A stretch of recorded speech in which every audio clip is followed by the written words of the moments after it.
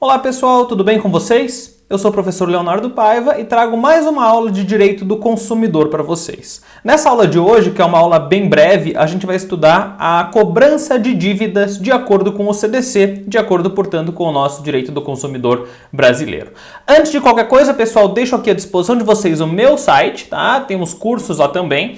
É importante lembrar vocês que esse curso que eu estou dando aqui para vocês gratuitamente no YouTube, ele está disponível também lá no meu site. Lá no meu site ele tem um custo de R$ 9,99, praticamente R$10, que é para emissão de certificado. Então esse mesmo curso que está gratuito para vocês no YouTube, sempre ficará gratuito aqui para vocês, ele vai estar lá no site disponível por R$ 9,99 e a intenção justamente é que vocês emitam o certificado de 10 horas aula referente a essas aulas do nosso curso de Direito do Consumidor. Lá você também encontra outros conteúdos, outros cursos, e eu espero que vocês me visitem lá. Bom, antes de começar também, aqui embaixo deixa seus comentários, se eu gostei, se eu não gostei acerca da aula de hoje. Qualquer dúvida, sugestão, elogio ou crítica, deixa lá para mim também.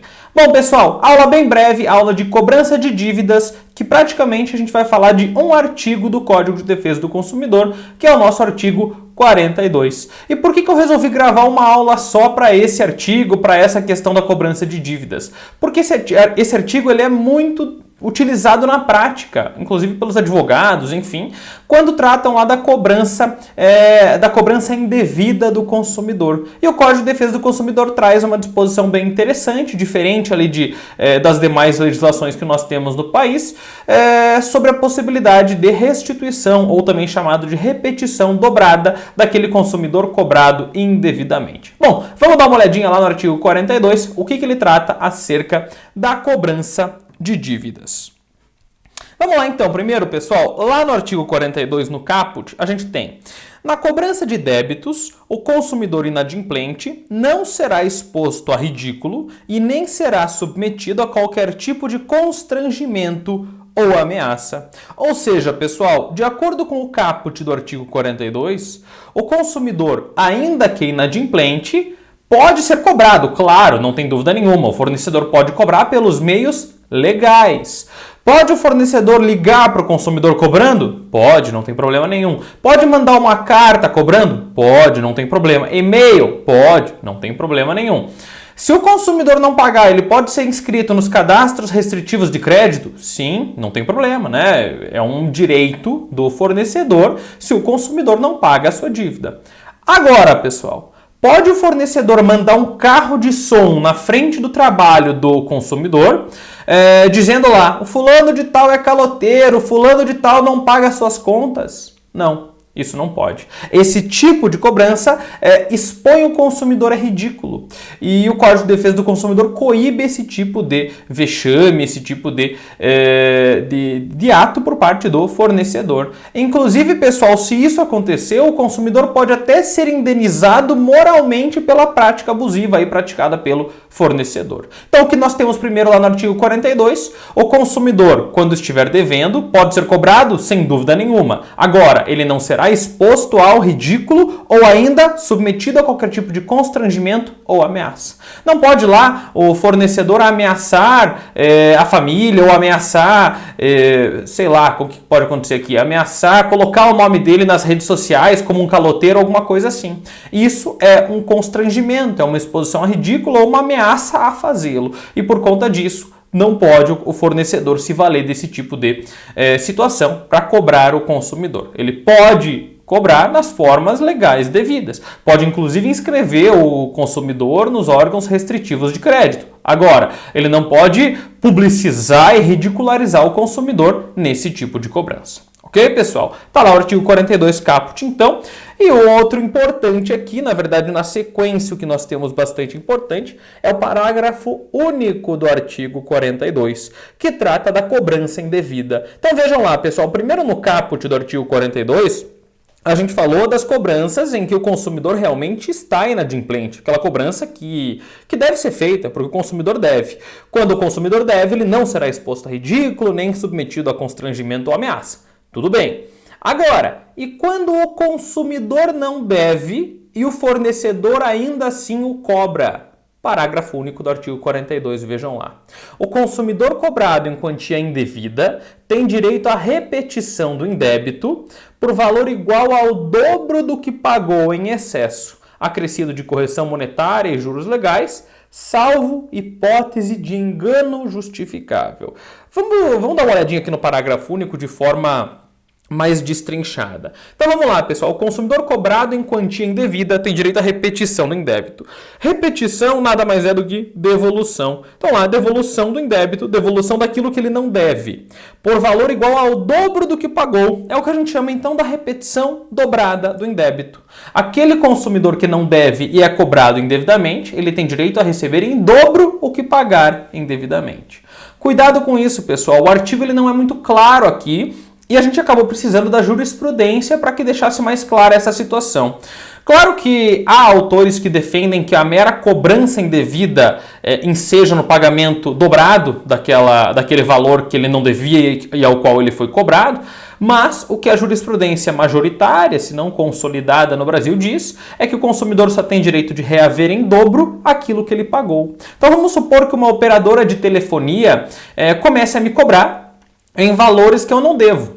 Valores que eu não devo. Por exemplo, nunca tive contrato com uma determinada empresa de telefonia e ela está lá me cobrando R$100 de uma fatura que eu nunca devi. Se eu por acaso acaba passando, enfim, ou até porque eu não quero que meu nome vá inscrito nos órgãos de proteção ao crédito, eu vou lá e pago essa fatura que eu não devo. Eu posso ir no judiciário, dificilmente isso aqui vai ser resolvido amigavelmente, pode até acontecer, mas normalmente a gente precisa recorrer ao judiciário. Recorro ao judiciário e digo o seguinte: juiz, paguei R$100, mas eu não devia, eu fui cobrado indevidamente. Então, nos termos do artigo 42, parágrafo único, o senhor vai determinar, de acordo com o que diz a lei, que a fornecedora, que o fornecedor me devolva em dobro o pagamento. Então vamos supor que eu paguei 100 e eu estava sendo cobrado indevidamente, o fornecedor vai ter que me devolver 200, o valor igual àquele que eu fui cobrado e paguei indevidamente. Então o importante aqui é saber que a jurisprudência ela tem entendido pela devolução dobrada apenas do que efetivamente foi pago. Normalmente, quando há apenas uma cobrança e você não paga, não tem que desembolsar aquele valor, normalmente o mecanismo judicial utilizado é a declaração de inexistência ou inexigibilidade do débito e, eventualmente, se foi cobrado de alguma forma ou constrangedora ou ainda se foi inscrito nos cadastros de inadimplente de forma indevida, uma compensação por dano moral. É o que a gente tem normalmente ali quando há esse tipo de cobrança indevida, ok? Vamos voltar lá para o slide, então, para vermos o que nós temos mais aqui.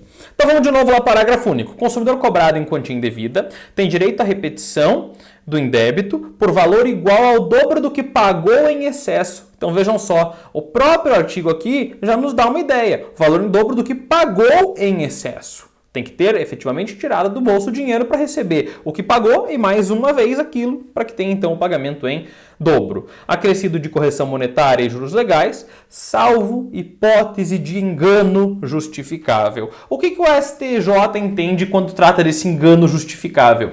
A questão de culpa. Se a empresa não teve culpa, se ela não teve má fé, se ela cobrou errado sem querer, normalmente determina-se a devolução simples. Agora, quando não tem um engano justificável, que é justamente o que o código traz, ele determina a devolução dobrada. Normalmente, justamente por conta do CDC já ser um sistema protetivo do consumidor, no qual o consumidor é vulnerável perante o seu fornecedor que está acima dele, aquela pessoa com mais poder, determina essa devolução dobrada, porque presume-se aí uma conduta maliciosa do fornecedor que cobrou aquilo que o consumidor não tinha que pagar.